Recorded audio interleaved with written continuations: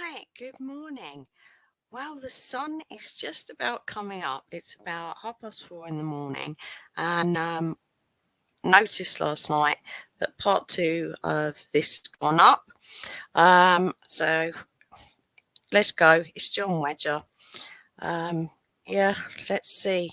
Are we going to have any new jobs that he done working on the riverways we've not heard about?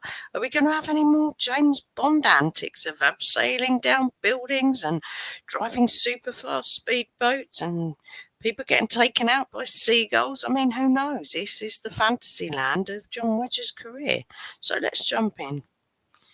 Actually, let me mute that for a moment because we can skip the intro of it.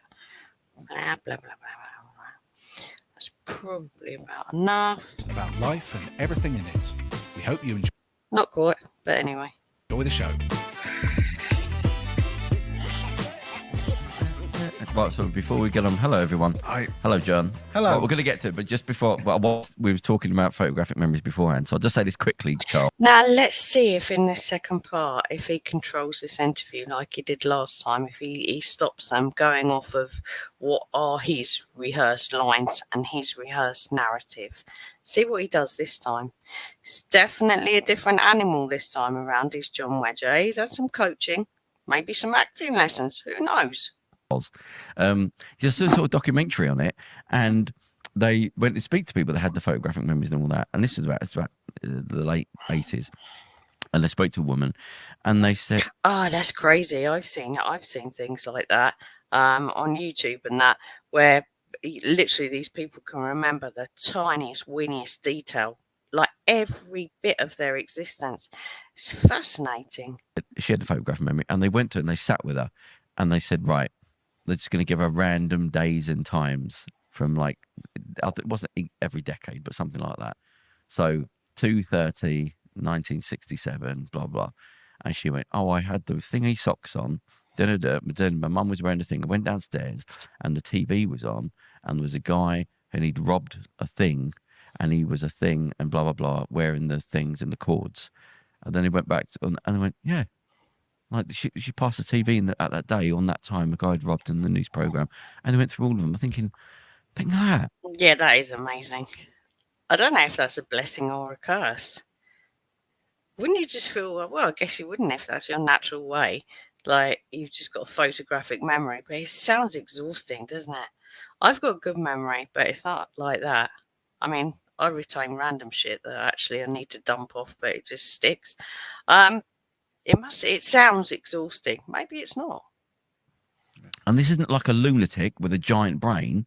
That's what the brain can do. The brain can do it, yeah, because I took a statement of a guy, someone stole a boat and he took it down to Spain.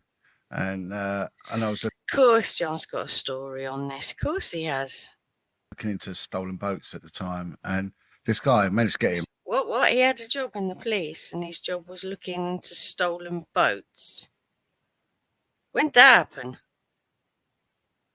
And he said, I remember everything. So I've got photographic memory. I went, well, come in, do a statement. And he said, yeah, but it's a bit difficult because I have a photographic memory. I went, no, that's brilliant. Come nearer to that. He goes, no, it's not. And he was saying he was going down the motorway and he said, this car went by. He said, the number plate was so-and-so. Then this number plate was this. And then this number plate was it. He remembered every number plate. Isn't that amazing? John's got a story on that. Isn't it? Wow. John. Really? I'm going to press X for doubt on that. Oh, shit. He remembered every single word of every program he'd ever. He said, name a film, and I will tell you every word that's said in I don't know what. It's not a. There's no psychosis that comes along with it, is it? They seem not. There's no problem. It's just. But it just goes to show how marvelous the brain is. Look at that. Think of every.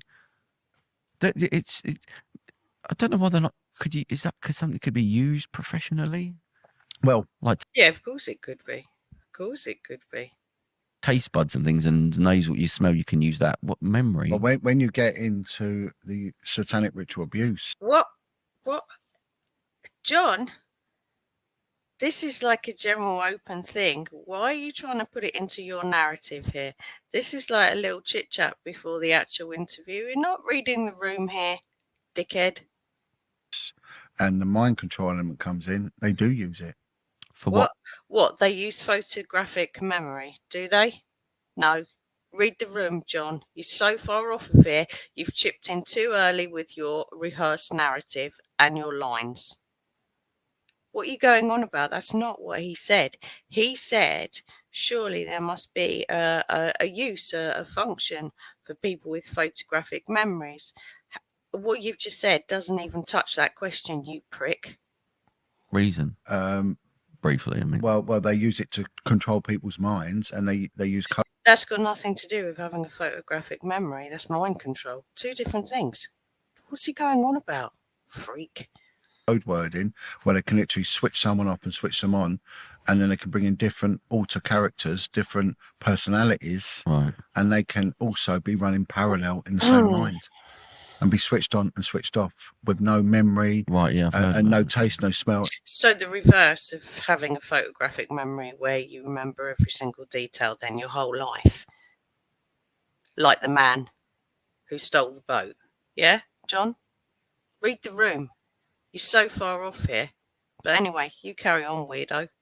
And it's Bloody hell. it's wrong. I got told off by saying it, but it's a fascinating. Yeah. You did not get told off for saying that anything like that would be fascinating. Most of us are fascinated with how the brain works because most of us, well, actually, the brain, we know so little about it. It's so complex. What's he talking about?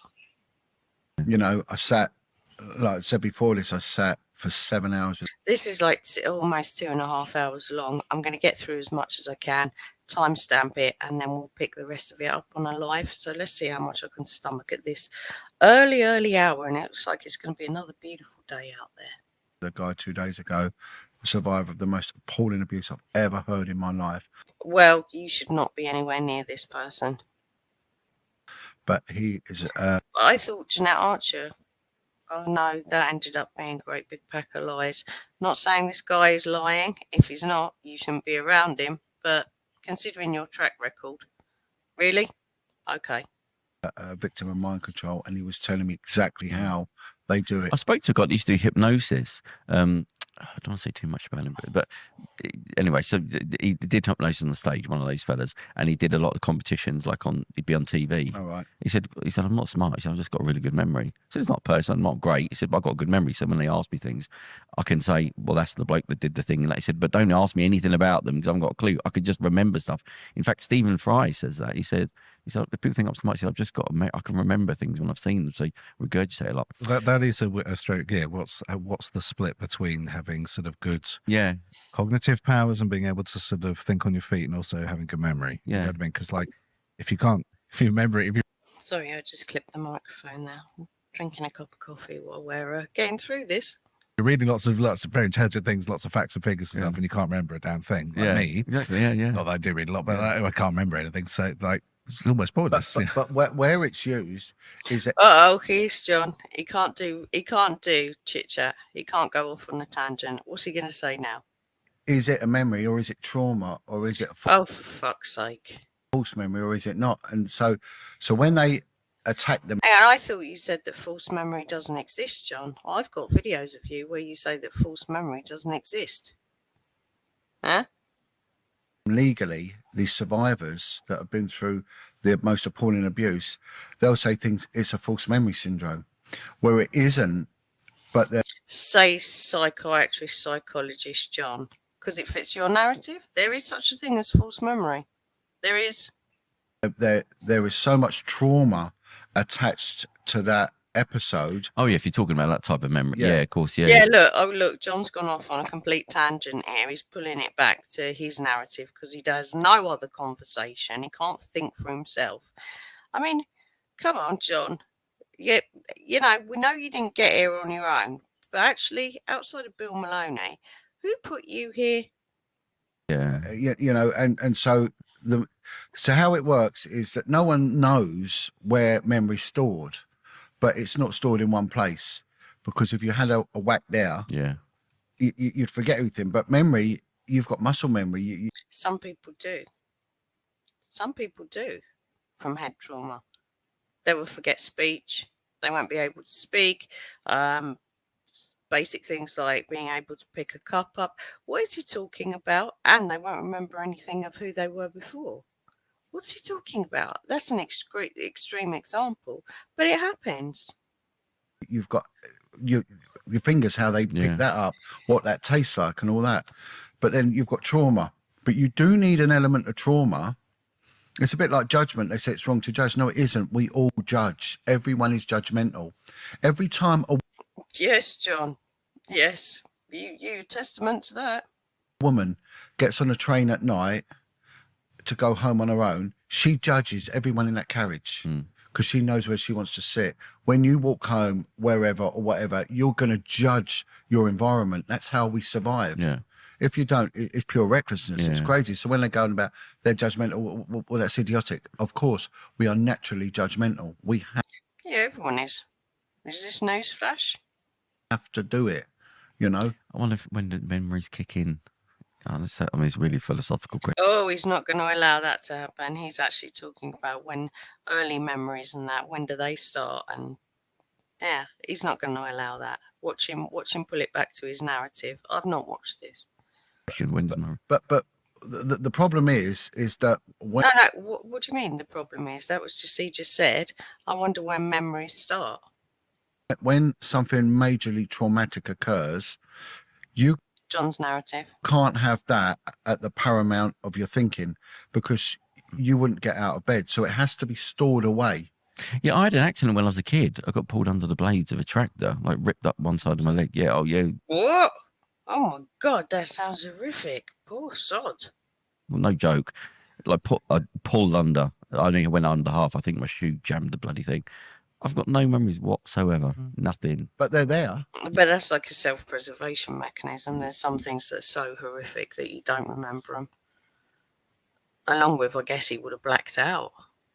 Yeah, if I smell grass and like oil, like when the council are cutting the grass, something in me goes off. But the other thing, when that memory is accessed, for whatever reason, it will be in infinite detail. Yeah. And that's how it works. You know? No, that's not true. No, that's not true. I've forgotten some things. I know I've forgotten some things. And they're gone. They're gone for good. So, what do you mean? When you access them, plenty of people have tried this over the years. No, when they're gone, they're gone. And if you talk to psychiatrists and psychologists, some things they are gone. They're just gone. Too overwhelming. You don't put them in a box and close the lid and leave them there to drag out another day. Some of them actually just disappear. Too much. I've got flashes, right. And the flashes, I can remember what I was staring at and what I saw, and I can remember being at the hospital, and I remember the eyes of the doctor. Do you know what I mean? Like, again, so it's weird.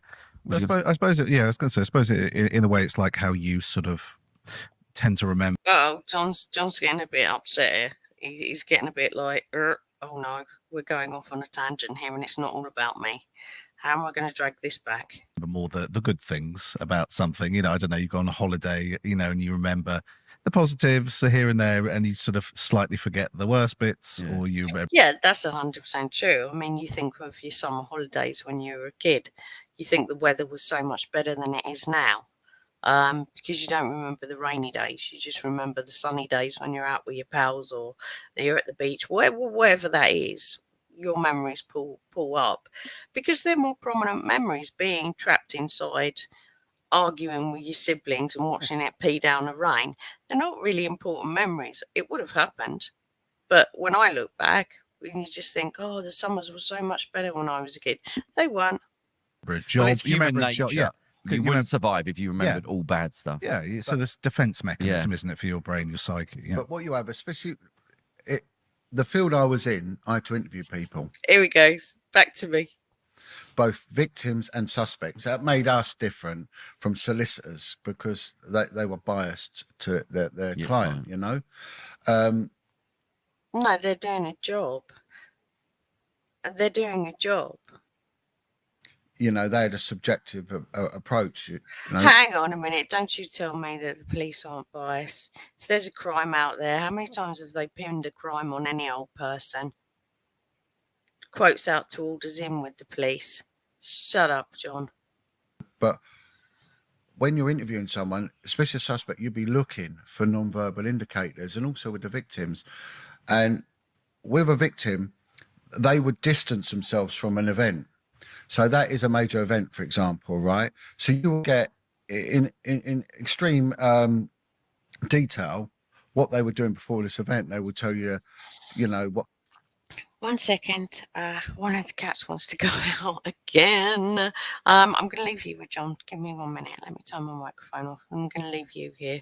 And I think we know what's going to happen here, but I'll catch up in a couple of minutes. Bear with me. I'm leaving you with this. Colour shoes they had on, what it smelt like, the cut grass and all that, you know. And all of a sudden, I met this man, and then they'd skip straight over it. Yeah. And then you'd have to bring them back. Well, hang on, go back to this man. But then all of a sudden, what you're doing, you're taking them back there, and you'll get things like, they call it sharp intake of breath, and they're back there. So I would always get a bit of the paper, and I would used to get someone to say, draw the scene, because we don't think in numbers. We think in pictures and images. That's how our brain works. You know, these analytical people must struggle because years ago everything was symbolism. So the shops would have it. The 3 balls were pawnbrokers. The what they call the bandages for the barber shops. You know, and things like that. We dream. We don't dream in numbers and binary codes. We dream in events. Because that's mostly how we process information, is sort of visually and all. Well, even pubs with the pub signs, they weren't written, were they? They were the signs. There were signs, but and also things. Our dreams are allegorical. Because if they were truthful, it would freak us out. So that's what. But when you get someone to start committing to a paper, all of a sudden, Right, we're back. I doubt I've missed anything. There is this pause, and these memories start coming back, and you can actually see them. They're coming back, and you see their body language, you know, and they'll start curling up and things like that. And you've got to keep them there, because that's where the memories are. And then bang, the memory. Hang on, what is he talking? What for me? Serious? John now a psychologist, and he brings trauma out of people. That's not the role of a policeman at all. Hit them, they start getting the smells. They get, and you start getting the trauma, and all of a sudden they're in that moment. Well, it's tough making people, I suppose, having to relive awful moments like that. But it's a skill. No, it's not. It's fucking horrific. It's horrible.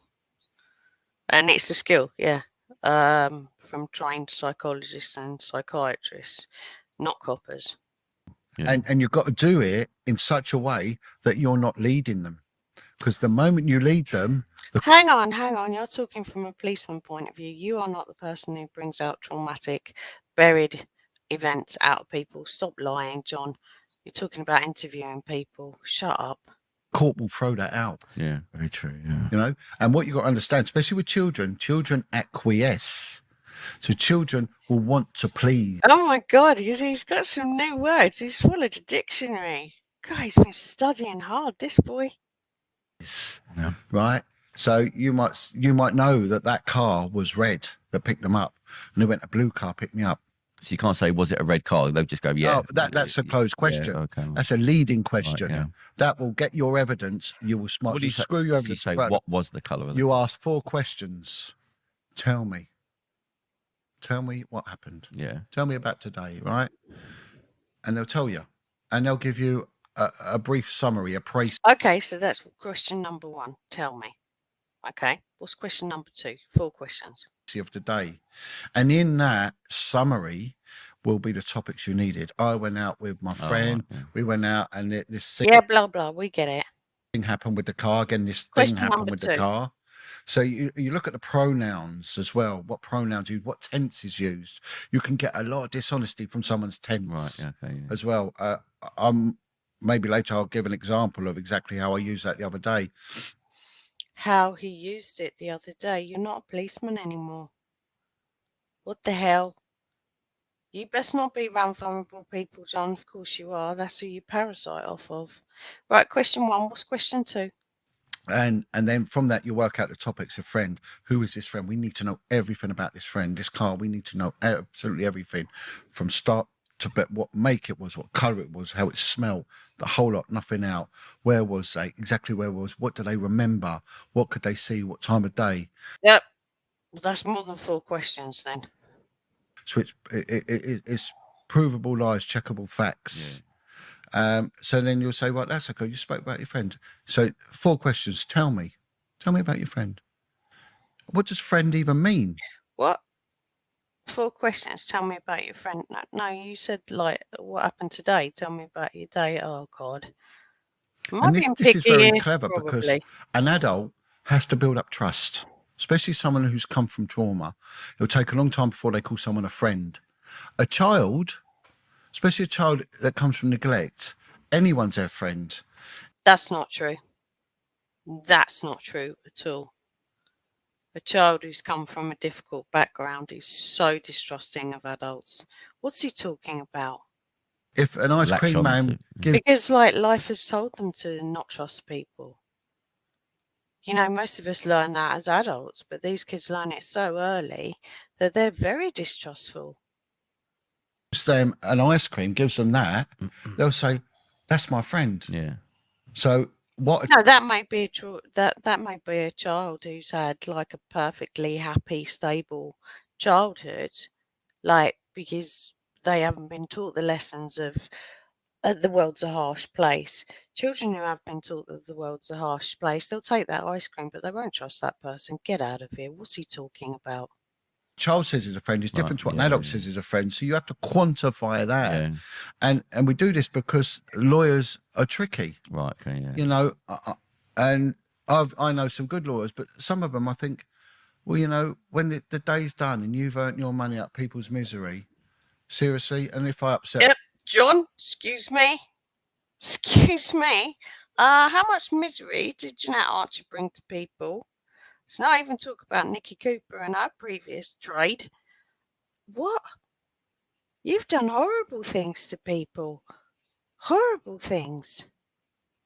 a lawyer that's a good one, I apologise, but there are a lot that are unscrupulous people. Yeah, exactly the same as policemen, John. There are some that, well, that. So, and then you've got to say, explain that. You know, you get things like, well, what happened? Oh, he sexed me, right? Now, we're living in a time where illiteracy is its all level high. You know, we put our standards. I was brought up in the 70s. I went through the education system of the 1970s. Like everyone who went to my school, and I went to a Catholic school, we've got impeccable handwriting. You look at people The now, handwriting. Of course, he has. He's got the best handwriting. It's John. the handwriting, All right, I'm being picky there. Yes, handwriting was a big deal. Not so much now. they haven't got handwriting. It doesn't. Yeah. I can barely read mine now. Yeah. Honestly. Yeah, my handwriting is shocking now. It didn't used to be. Absolutely shocking because we do everything on the laptop. But back then, we were beaten, and we were beaten because they could beat us then. They could hit us if we didn't have neat handwriting. And our structure, our diction was good. Beating, get the cane, get the slipper. I don't know. But now, I mean, it shouldn't happen. It's like it doesn't happen now in the UK. You're not allowed to go and whack other people's children in schools, quite rightly. But I mean, John, it was the norm. Things have moved along. and we got street slang. You know, London is the most diverse city in the world. I had one woman thought a blowjob was 2 men fighting. Really? Really, John? I don't think that's true. And she said to me, well, she was a social worker. Oh, shut up. No. No. Trained social workers, they know all these terminologies and they also know what terminologies that children will use when they don't understand. Shut up, John. And she said, she was an adult. So if that happened then, John, did you actually report her so that she could get retrained or what? What happened there? an adult with a job. Yeah, she's an adult, a social worker, and a kid has disclosed that a man made her have a blowjob, and she said, "Well, that's it." He said sometimes children do hit each other or they hit men. And I'm like, are you for real? But she was from East Africa, and she, Oh God. Oh God. Go on, John. Go for it. No, plenty of social care workers are from overseas. They're trained in these things, particularly if they're working with vulnerable children. Stop being stupid, John. Um, what what district was this in? What borough was this in the UK? In London? I hope you reported this person, and I hope you can tell us at the end of this that she was retrained. she didn't know the term blowjob. I told her that was called a fisting. Oh yeah, that's really funny. That's so funny, John. Oh, aren't you just a card? So instead of like actually getting her retrained, you decided to give her a bit of more false information that's detrimental towards the children she was supposed to be protecting and supporting. Nice one, John. That's so funny. Send her on her way with Yeah, even more yeah, confusion. Yeah. But again, you got to quantify it. What do you mean? Tell me. Explain that. Describe. Yeah. Describe it. Describe what you think is one thing is something else. Do we believe that? Do we believe that story at all? I don't. I don't. It's such a big spectrum, and you've got to narrow it down. Yeah. And the ultimate one, show me. And it doesn't physically mean someone has to punch you, but it might mean that they have to. Well, show me. Yeah. I'll stand up. Show me how they Yeah. hit you. No, this is where they have specialist trained police officers when it's with children, and that's where like the video recording is done in the room, and the dolls come out and all the rest of it. Not by some dickwit like Jon Wedger. No way. Or pen and paper. Show me. Yeah. But the problem now is that there are a lot of children with very poor education, Yeah. especially when they haven't been at school or they've been out. But the whole That's not now. That's always been the case. thing of what the slang used to be is now the main, like the cutting corners language wise. But that affects the brain. People don't talk about Well- this. The shortening of the language shortens the brain as well. Oh, don't go off on a tangent. John won't allow that. But of course, and if you narrow someone's vocabulary, you narrow their way of expression. Yeah. So they can't express themselves. Mate, because I come from bad back. I remember over a decade I had to educate myself, and I remember listening to radio and not being able to like Radio 4, Yeah. and not being able to follow what they were talking about because every third, fourth sentence I didn't know what that word was, so I used to have to write them down over years. And it's only now when I go back later, it is like a different language. And if you're locked out of that, so people that I now know that I used to know years ago, I'm not being horrible. Sometimes I think they've only got a few words that they use. Yeah. It is grunting and noise and what and that and furt and what's that and dirt. And you go, but you're locked out. You're actually locked out. I had to interview a traveller girl, right? And she'd never been to school. And she was the youngest victim we had, right? At the time, she was 9. And what they put her through was probably the worst of all the girls. Who they? The grooming gangs, pimping gangs, whatever we want to call them. This is should have explained it. This was a victim of child prostitution as well. No such thing again. Grooming gangs. Yep. No, not what you just said. Why does he have to keep saying this? He knows it hurts people. He knows the exploited adults now that were exploited as children. They're hurt when he says this. Why does he keep saying it? Because he can never be wrong. Wow. And we needed to know. We needed to know where this went on. So I gave her a map. And she said, I can't read or write, John. Yeah. I said, but it's a map. She said, yeah. Hang on, didn't we have this story already? But the child was in a care home and he had to get the car and they drove around London. And didn't we have this story already? I don't remember it being a traveller little girl. I thought it was someone who was in care, in a care home. But to you, that is like a photograph. But to me, it's still like writing. Yeah. And I was like, I get A 9-year-old said that. It's very articulate. you. Yeah. I get you. So we had to go on the street with her and drive around in cars Physically do that. with a camera, filming. Oh, That's wow. how we did it. We did the interview in a car, filming it. Right. So we haven't forgotten. We're going to go back to last week's show. Yeah. So we ended it. So you'd been to the River Police. You'd been on the canals. Yeah. You got your nice award from what year was this? I'm showing a About picture. 2001. That was. Using. Oh, There you go. Look at young John. Look at that. That was me. How old were you there, John? 12? Yeah, I think so. Yeah, if only. Oh, look at his Yeah, face. Look. It's so. Oh, That was a few waist sizes ago as well. I don't know. Yeah. Yep, the shoulders have sloped since then. I ended up. I've got about 9 commendations I got throughout my. But you'd get a lovely. They'd take you, your family. They'd give you dinner and alcohol. There'd be loads of alcohol, and there'd be bottles of wine with Met Police on it. Oh, really? Yeah, loads of them. They've got their own brand. Yeah, they do. That's just labelled up. Plenty of companies do that. Local governments do that, actually. Okay.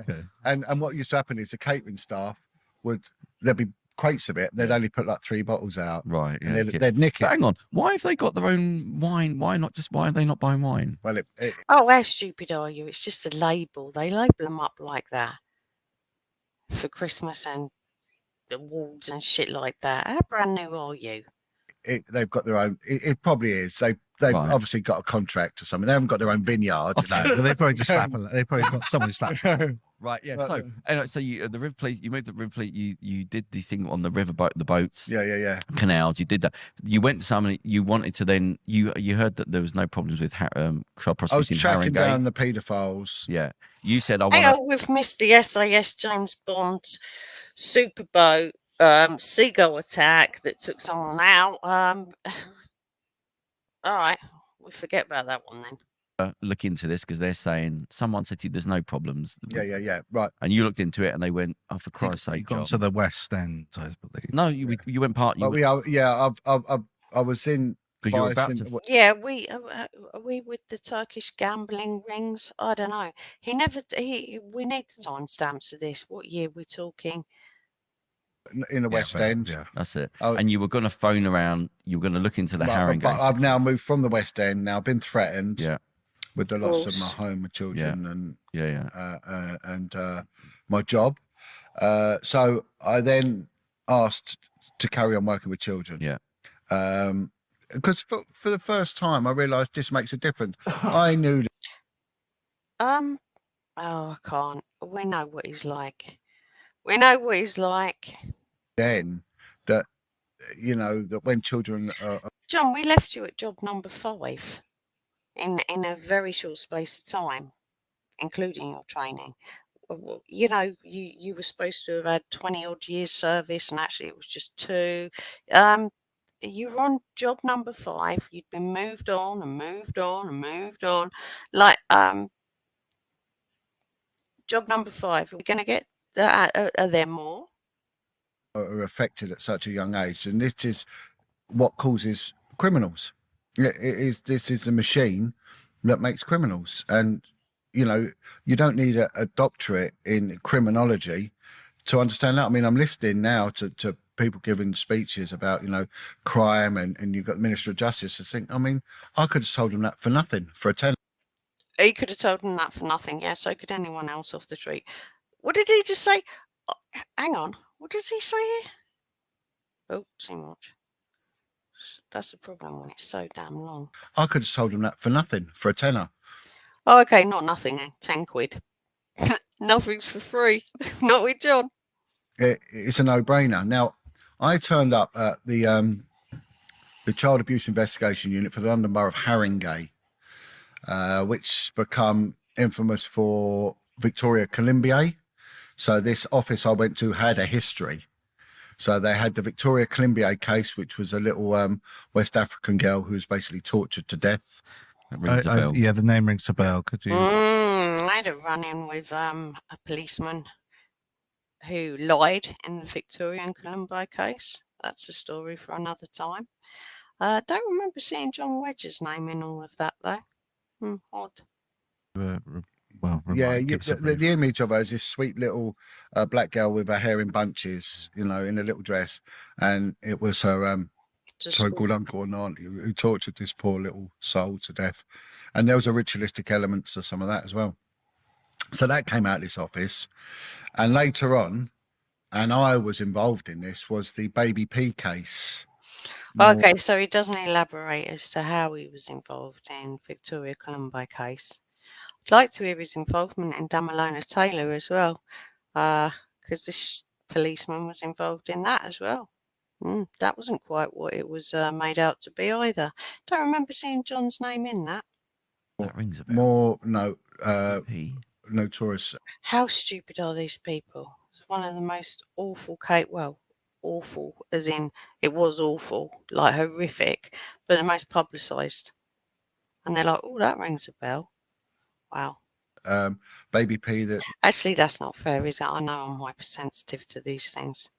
the little boy that was tortured by the mother and her boyfriend to death. Baby P, that was a big story. And the mother, they're going to release. There's just been a massive campaign on the press that she shouldn't be released. Yes, that's why that's been because there's been a couple recently as well, and then because she served a bit of time, but then they were releasing it. Yeah. Now I was involved in that. I actually interviewed the mum, and I used my interview skills there, and for my efforts, she spat in my face. And called me a see you next Tuesday. But what was you speaking to her about? What was you trying to... About injuries to a kid. I mean, I'll get to that, and I'll show you, because as a result of that interview, I was then sort of handpicked to teach interview skills, and I went on to teach interview skills to police forces around the world. And there was a skill to it. There was a lot of neuro-linguistic programming, profiling. It was a fascinating way, and it was just something that I was naturally good at. I've got, some people, they're good boxers. They're God's sake, look at him, he's going to toot his own horn. fast on their feet. They're good athletes. Yeah. Mine was communicating, and it still is. Is it, John? Is it? So if we go back to when you were going to phone up, you looked at Haringey. Right. So how it works is I go in. There's a detective sergeant there. She'd been there far too long, this woman. She must have been there 20 years. Not a healthy thing to do. And I said, is there a problem? Knowing full well of this underbelly of child prostitution in London. Yeah. I said, is there a problem on this of Haringey with kids being involved? He has to do it, doesn't he? Has to do it. Not exploitation. No. Has to use that word. What is wrong with him? He's so sick in the head. Everybody phrases things incorrectly. No one gets it right all of the time. But, you try, don't you? If you know that upsets people, you try and rephrase it a different way. Not John. Purposeful, this is. In prostitution in the children's home. She went, no, not a problem. So there was a girl. Well, yeah, she probably said it doesn't exist. You mean child exploitation? Trafficking? And part of your investigative job, you'll get given a side job as well. So one might be to look into reports of female genital mutilation, because there was a lot of Congolese and East Africans living on that borough, and it was a reality. So someone was looking at that. There was another one that was looking at trafficking of kids, so that but there was this both. Wouldn't that be the same as what you've just said? The woman that did it, she'd now gone on maternity leave, which is another common factor with these child abuse units. They, like I said earlier, there's a lot of lactating mums end up with these jobs, and they like to get home, and it's just how it. What? I mean, I was doing stupid long days when I actually should have been on maternity leave. Can you be a bit more derogatory towards women in the workplace there, John? Can you ramp it up a bit? It is, but it's counterproductive, and I'll explain exactly why that occurs.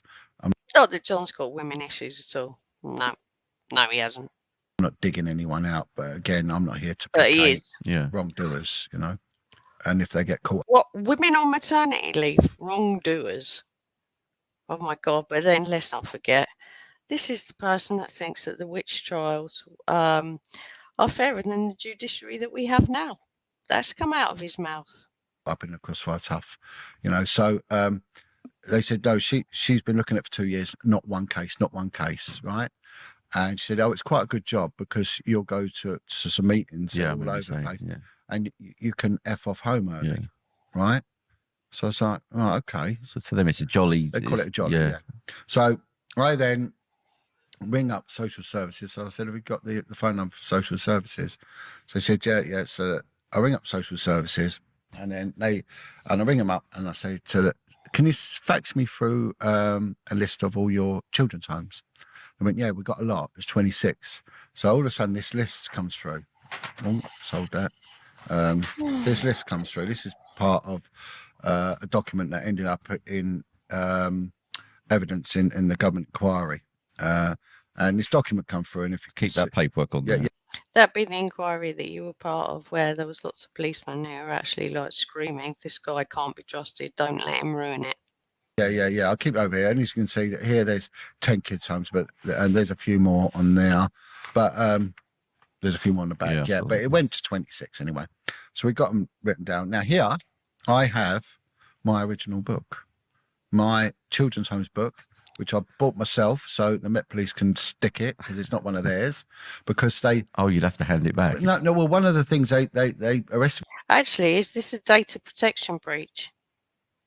Whether you've purchased that book or not, you're storing information about people, are you?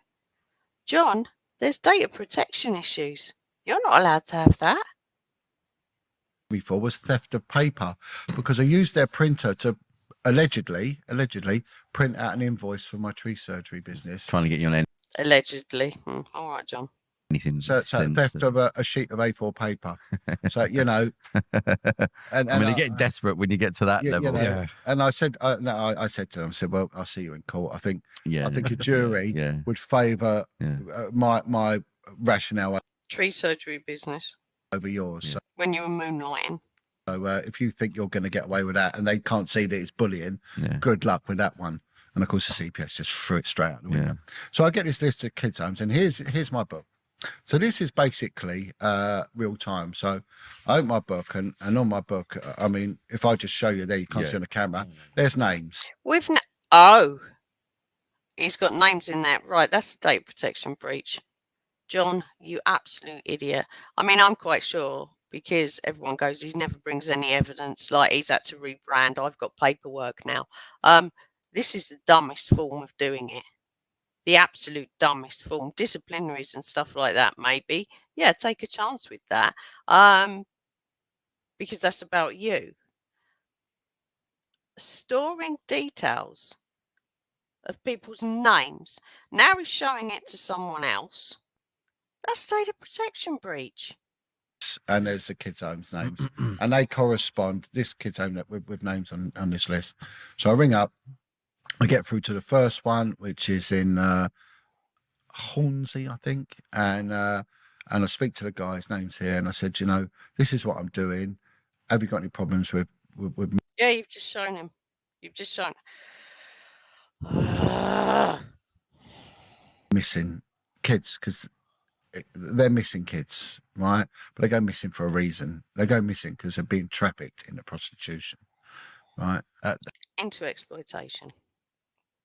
How's missing defined there? I mean, is it just kids who aren't there often, or just disappeared? Yeah. Well. See, this is it. So we get a lot of conspiracy theorists will go on and say the United Kingdom has 260,000 missing children every year.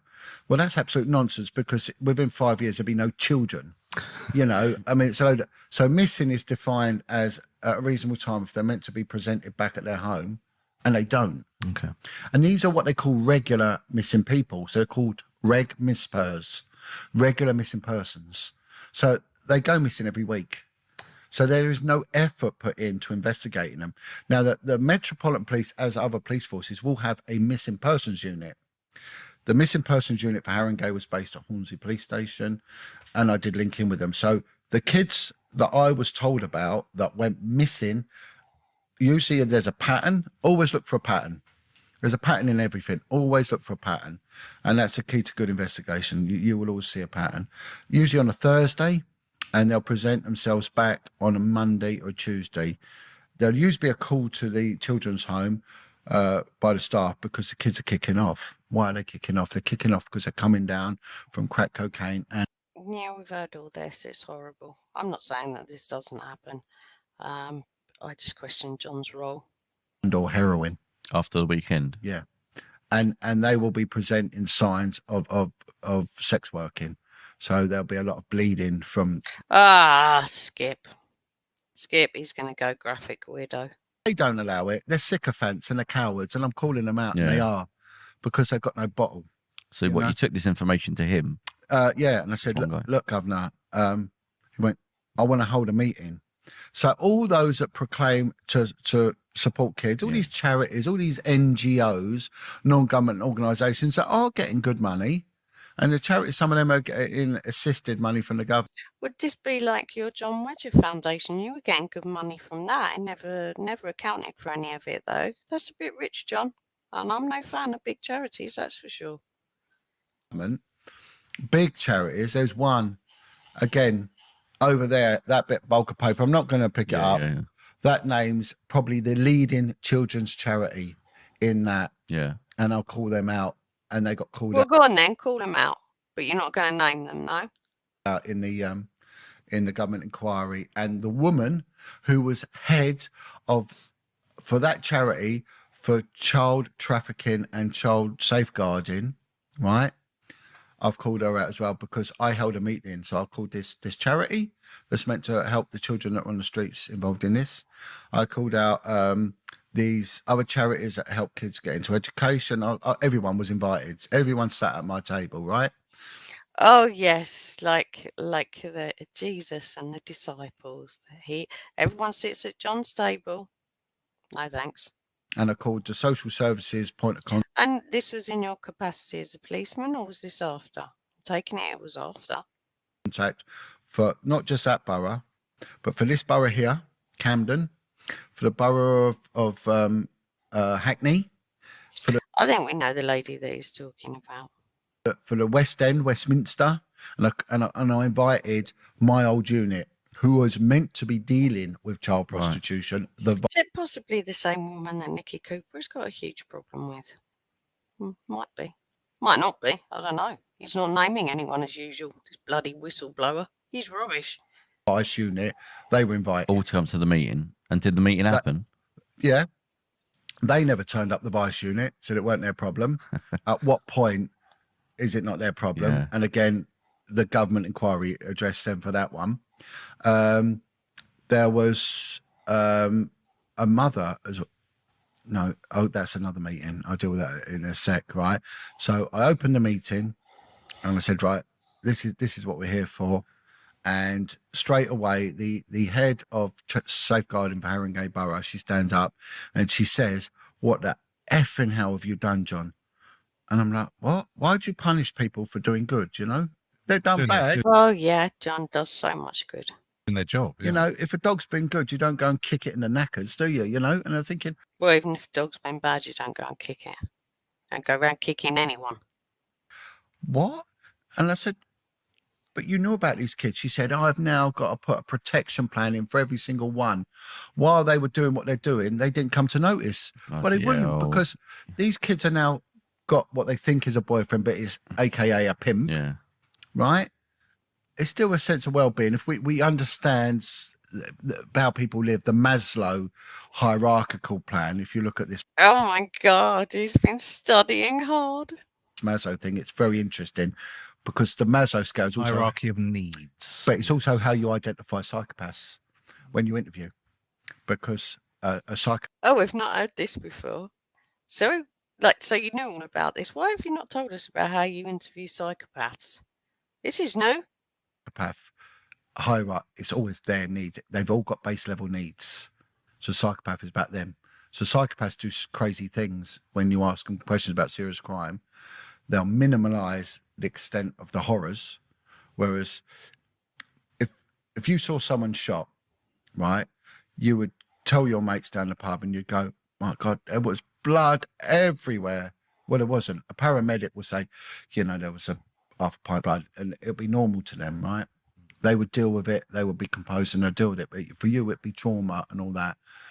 A psychopath would just say, oh, there's a little bit of blood. And how many times you heard these ex-gangsters, give him a bit of a slap, that's all. Yeah. And the blokes. Oh, what, your mates? The ex-gangsters that you surround yourself with now? What, them types? Had his limbs cut off. Yeah. Right? But then they would do silly things like, I do remember that day because I was really hungry, and I went and I had a Chinese. Well, why mention food? Yeah. Because that's a Maslow. Food is a base level, so they will mention Right. base level things in the interviewing, and that's how you can identify psychopathy. Right. And it's quite straightforward, but it's very commonsensical. When So- so anyway, we'll go back to this. So this one, Right, do you know what? It's 50 minutes. I've had enough. It's too early in the morning for this. This is going to be 3 parts now. There's still loads of it to go. Ugh. Right. Mm, no, I've had enough. I need another coffee. Oh, good God. I made the mistake yesterday, didn't I? I had been sleeping all right. Made the mistake yesterday. Had a coffee after 3 o'clock in the afternoon. Bing, couldn't sleep again. Won't be doing that again today. So anyway, I'm going to leave that there. Let's get the timestamp on that. Okay. Right, let's remove them. So anyway, that's part 1. It's going to be quite a few parts because it's John and it's not trudging through treacle. But anyway, you guys have. I'm going to see if I can get this exported for this morning. So let's see what happens as to whether it will do that before the real world starts. Anyway, look after yourselves. Have a great day. It's lovely out there. Sun's up now. Sun is proper doing its thing. Wow, I love summer. Anyway, have a super day and I'll catch you for the quiz tonight. All right, take care. Bye.